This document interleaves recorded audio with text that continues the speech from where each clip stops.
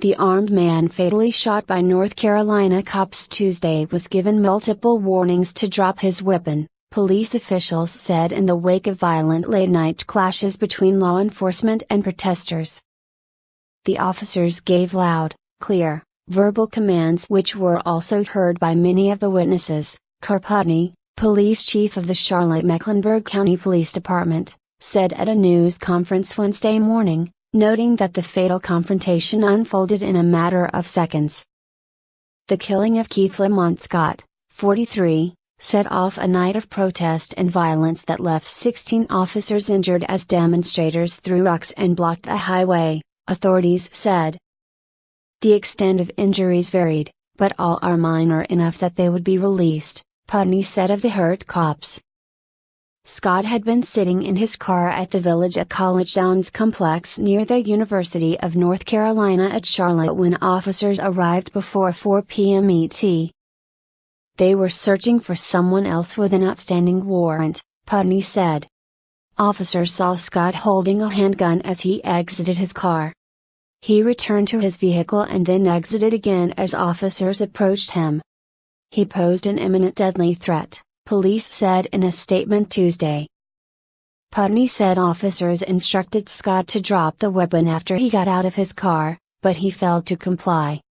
He was given aid and taken to Carolina's medical center, where he was pronounced dead.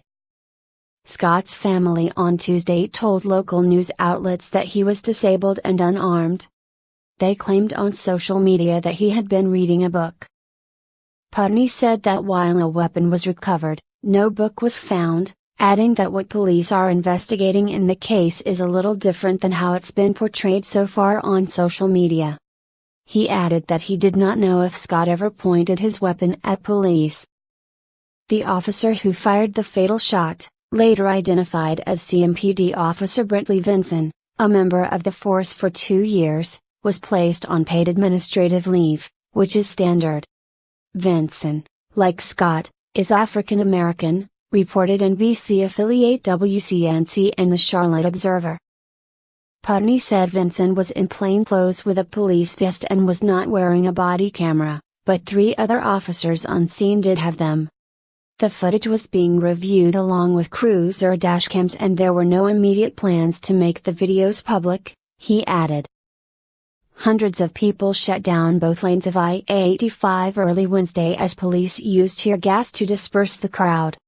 The chief said a tractor-trailer was broken into and its contents were set on fire. 1 person was arrested.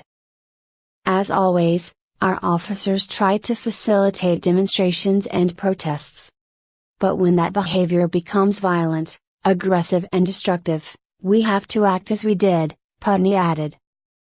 Charlotte Mayor Jennifer Roberts asked residents to remain vigilant as police continue a review of the shooting and look at any possible criminal charges against those involved.